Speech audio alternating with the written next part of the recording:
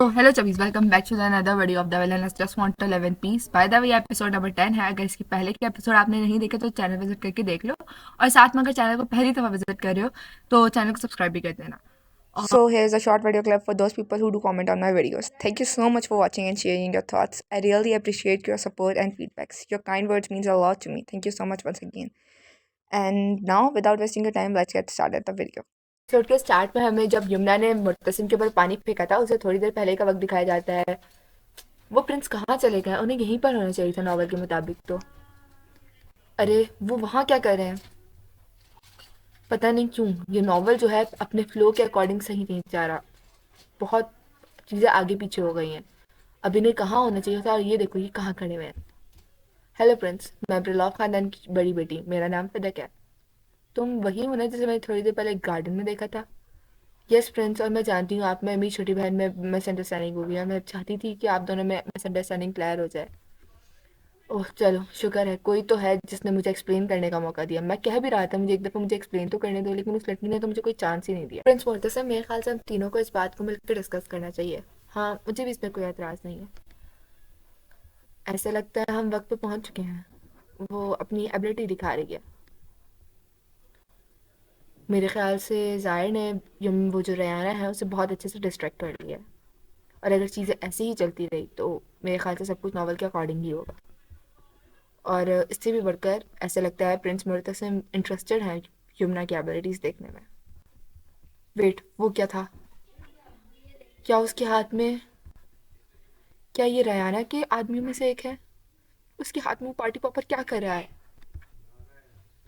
मुझे लगता है मेरी बहन अपनी एबिलिटी दिखा रही है। हाँ मैं देख सकता हूँ, और वैसे भी मुझे भी इस बात में इंटरेस्ट है, तो मेरे को कोई एतराज़ नहीं अगर हम थोड़ी देर और इंतज़ार कर लें। बात उसकी एबिलिटी और अच्छे से देखने के लिए क्यों ना हम उसके थोड़ा और करीब जाए। शुक्र है ये मान गया, और मुझे चीज़ें कुछ अच्छी नहीं लग रही हैं, पता नहीं क्यों। अरे वो पार्टी पॉपर क्यों चलाने वाला है जबकि रेयाना यहाँ पर है भी नहीं? ये मत करो प्लीज़, रुक जाओ। अगर इसने ये कर दिया तो मेरा नहीं ख्याल फिर यमुना अपने आप को एम्बेरस होने से बचा पाएगी, और इस वक्त तो प्रिंस उससे दूर भी बहुत ज़्यादा खड़े हैं। बस इसी तरह प्रिंस को मैं आगे तो ले आई हूँ, बस अब इन्हें मेरे आगे खड़े रहना है ताकि इनको आसानी हो यमुना को बचाने के लिए। एज बिकॉज अगर आप लोगों ने पिछले एपिसोड देखे तो उसमें आपको पता होगा कि जब पानी ऐसे होता है, एम्बेरस होती है यमुना, तो उसके ऊपर पानी खुद के ऊपर गिरने वाला होता है, तो प्रिंस उसके आगे जाकर उसको सेव कर लेता है। सो इसलिए बस जो फिदक है वो पोजीशन सेट करी है सबकी कि अगर ऐसा इंसिडेंट हो भी जाता है तो इन केस जो प्रिंस है वो जाकर फौरन ही यमुना को सेव कर ले, और यमुना के माइंड में जो भी उसके बारे में मिसअंडरस्टैंडिंग है वो क्लियर हो। उसे फाड़ने वाला है, बस प्रिंस थोड़ा सा और आगे हो जाए, बस एक और स्टेप। वो वो फाड़ ही देगा अब इसे। और वहाँ पे जो पार्टी पॉपर है वो फट जाता है, और जो यमुना है उसे सब कुछ ख़राब हो जाता है और बहुत चीखती है और बहुत घबरा जाती है, और सारा पानी जो उसके ऊपर गिरने वाला होता है। इतने में ही बताया फिदक भी बहुत चीखती है और कहती नहीं ऐसा नहीं हो सकता, और अचानक से वो जो सामने प्रिंस है उसे वो धक्का दे देती है, और प्रिंस बेचारा है वो लड़खड़ाते हुए सीधे जाकर यमुना के सामने खड़ा होता है। बाय द वे चबीस, हियर्स द सिचुएशन। जैसा फिदक चाहती थी वैसा ही हुआ है, बस सिचुएशन बहुत गड़बड़ा गई है, मतलब सब कुछ बहुत ऑपोजिटली हुआ है। बात समझ नहीं आ रही तो आगे देखो समझ आ जाएगी, ठीक है? बताया यहाँ पे फिदक होती है, वो कहती योर मैजेस्टी मैं, डोंट टेल मी ये तुम दोनों ने जानबूझ के किया है, और अब तुम दोनों अगर इसको एक गलती कहने वाले हो या एक मिसअंडरस्टैंडिंग तो मैं इस बात पर बिल्कुल यकीन नहीं करूँगा। नहीं योर मैजेस्टी, दरअसल मुझे नहीं मालूम हुआ कैसे मेरे हाथ खुद ब खुद चलना शुरू हो गए, ये सब बस इस वजह से था कि मैं शॉक हो गई थी।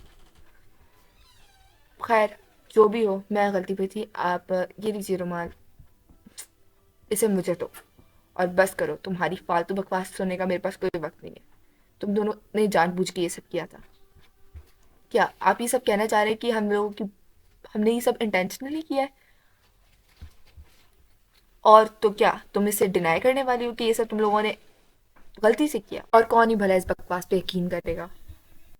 तुम में से एक ने मुझे धक्का दिया जबकि दूसरी ने मुझ पर पानी फेंक दिया। तुम चाहती हो मैं इस पे यकीन करूं कि तुम दोनों ही शॉक्ड हो गई थी? हम्म, लोग कहते हैं कि तुम दोनों टेंस हो, और तुम्हारी टीम वर्क ने तो ये साबित भी कर दिया। क्या मतलब फ्रेंड्स, आप कुछ भी कह रहे हैं और आप हम पे इल्जाम लगा रहे हैं बगैर किसी प्रूफ के? मैं एक विक्टिम हूँ और मुझे एक प्रूफ की क्या जरूरत है? By the way guys hold on, मुझे लग रहा है ये सिर्फ एक मिसअंडरस्टैंडिंग है। तुम तो चुप ही रहो। मैं तो बस मैटर सॉर्ट आउट कर रही थी, इन दोनों को क्या हो गया? हाँ, मैं तो बस ये चाहती थी इन दोनों की मीटिंग अच्छे से हो जाए और इन दोनों के आर्ग्यूमेंट्स तो ख़त्म ही नहीं हो रहे। खैर, ज़ाहिर कहाँ है? ना यहाँ पे ज़ाहिर है ना रयाना, तो फिर उसने पार्टी पॉपर फाड़ा ही क्यों था? लिसन, क्या तुमने ज़ाहिर को देखा? ओह, आई एम सॉरी, मेरे सर्वेंट को। नहीं, मैंने उसे नहीं देखा। तो क्या मैम रियाना को देखा है? नहीं, मैंने उन्हें भी नहीं देखा। तो फिर वो लोग कहाँ होंगे? वेट, मुझे सोचने दो। क्या वो, हाँ, क्या तुम्हें यहाँ पे किसी प्राइवेट रूम का पता है?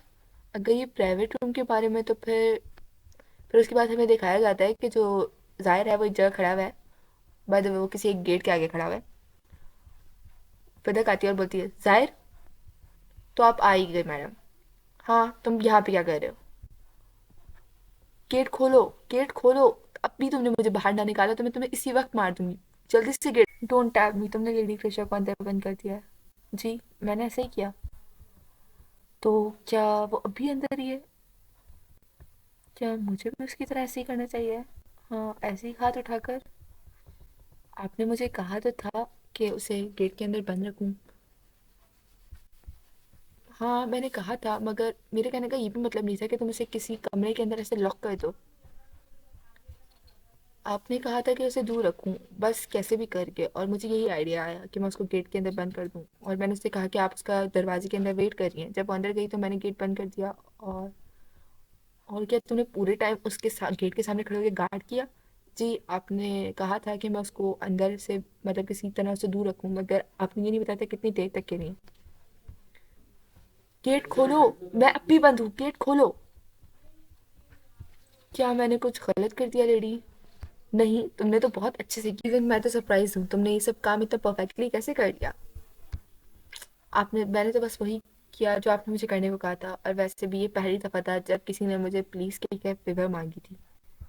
ओह, तो इसलिए ऐसा लग रहा है उसने अंदर की चीज़ें फेंकना शुरू कर दी इधर उधर। रियाना, ये मैं हूँ। तुम तुम आ गई? सब्र करो, मैं बस थोड़ी देर में अंदर आ रही हूँ। तो हेलो रियाना। तुम इतने पोलाइटली हेलो कैसे कह सकती हो? मैं कब से यहाँ पर बंद हूँ? और ये सर्वेंट, किसी सर्वेंट की इतनी औकात हो कैसे सकती है कि वो मुझे मुझे रेहाना क्रेशा को एक गेट में बंद कर दे? मैं तो इसे नहीं छोड़ता हूँ रेहाना, बस भी करो आप। ये सब मैंने ही उसे करने को कहा था, और आफ्टर ऑल वो वही करेगा जो मैंने उसे कहा था। क्या मतलब, तुमने उसे ये सब करने को क्या क्यों कहा था? बस मैं तुम्हें प्रैंक करना चाहती थी, मगर अफसोस की बात यह है कि मुझे पार्टी में कुछ ज़्यादा ही वक्त लग गया। क्या बकवास कर रही हो तुम? तुम्हें लगता है मैं इस बकवास पे यकीन कर लूंगी, जबकि तुम्हें मालूम है कि मैं आज क्या करने वाली थी? और यस गाइस, यहीं पर हम एपिसोड का करते हैं एंड। अगर वीडियो अच्छी लगी हो तो लाइक कर देना वीडियो को। यहाँ तक के देखने के लिए thank you, thank you, thank you, thank you, thank you, thank you, thank you so much. और वीडियो का बेस्ट पार्ट आपने मुझे कमेंट में बताना कि आपको क्या पार्ट बेस्ट लगा। बाय द वे, मुझे बेस्ट पार्ट यही लगा है जब जो ये गुस्सा करी और उसकी बात पे यकीन करी। नहीं, आई थिंक वो बेस्ट पार्ट था जब जाहिर ने अपना हाथ उठाया था ना बात करने के लिए, वो क्यूट पॉइंट था। ओके देन, वेट करो कल की तक के, ताकि मैं नेक्स्ट एपिसोड अपलोड करूँ। Till then, take care, bye bye, अल्लाह हाफिज़।